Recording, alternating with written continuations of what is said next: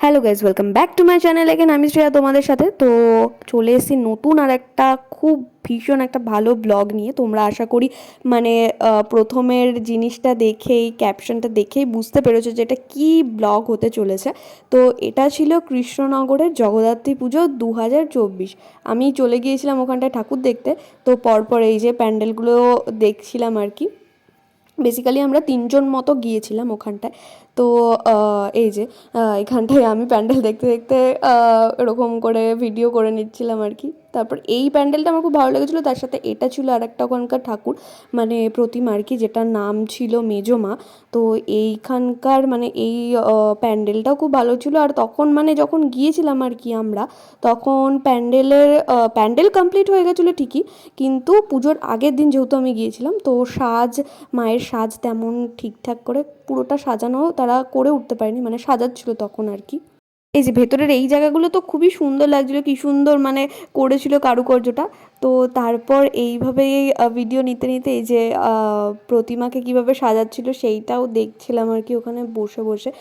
আর এইগুলো ছিল কিছু ওখানকার প্যান্ডেলের কিছু কিছু ছবি, আর হচ্ছে ঠাকুরের ছবি। এটা যত সম্ভব, ওটা আগেরটা ছিল ছোটো মা, আর এইটা ছিল ষষ্ঠীতলার ঠাকুর। তারপর চলে এসেছিলাম এই প্যান্ডেলটাও খুব সুন্দর করেছিল, ভেতরের কাজগুলো এত সূক্ষ্ম ছিল, মানে এই প্রত্যেকটা ওখানকার প্রত্যেকটা ঠাকুরই এত বড় বড় হয় না, মানে নাম মনে রাখার মতো মানে সেরকম থাকে না আর কি। তারপরে এই প্যান্ডেলটা অনেকটা মানে তামিলনাড়ুর কোনো একটা জায়গার বা ওই দিককার সাউথের কোনো একটা জায়গার হয়তো মানে দেখে করেছে ইন্সপায়ার হয়ে।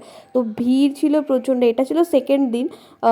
তো এই প্যান্ডেলটাও ভালো ছিল। আর এইখানটা ছিল একটু পুতুলের কারুকার্য টাইপের, মানে পুতুল দিয়ে সাজানো প্যান্ডেলটা করেছিল। এটাও অনেকটা সুন্দর ছিল। ওখানকার প্রত্যেকটা প্যান্ডেল এত বড় বড় হয়, মানে খুবই সুন্দর আর কি। আর সত্যি কৃষ্ণনগর জগদ্ধাত্রী পুজো খুবই ভালো হয়, আর অনেক প্রচুর হয়। অত তো আমি দেখতে পারিনি। আর এই যে আর প্যান্ডেলে ঢুকে পড়েছি। তো এই প্যান্ডেলটা কীরকম করেছিল আমার এখন খেয়াল নেই, কিন্তু যতদূর এই ভিডিও দেখে মনে পড়ছে যে একটু পুরনো মানে বাড়ির কিছু একটা থিম করেছিল। তো ওইখান দিয়ে আমি সামনে, আবার আমার পায়ে এত ব্যথা করেছিল, তাই আরেকজনকে দিয়ে দিয়েছিলাম ভিডিও করতে।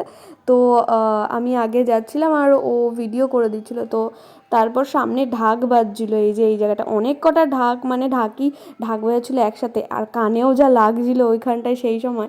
তারপর তো ওখান থেকে এই যে প্রতিমাকে দর্শন করে নিয়েছিলাম আর কি। এই প্রতিমাটাও খুব সুন্দর হয়েছিল, ওখানকার প্রতিটা প্রতিমাই খুব সুন্দর। আর এইটা ছিল মেন ওখানকার, মানে অনেক বছর পুরনো এইটা বলে, মানে ওখানকার। আর এইখানে নাকি যা চাওয়া যায় তাই পাওয়া যায়। খুব মানে এত ভিড় হয় এই জায়গাটা। এটা ছিল বুড়িমার মানে ঢোকার মুহূর্ত থেকে প্রচণ্ড ভিড় ছিল ওখানটায়। ভিড় ঠেলে ঠেলে ঠেলে ঠেলে তারপরে অবশেষে ওখানে কোনো মতে ভিড়ে একদম গিয়ে পৌঁছেছিলাম। তারপর এই যে সেই প্রতিমা বা বুড়িমা যাই বলবো, তো তারপর আমি বাড়ি চলে এসেছিলাম।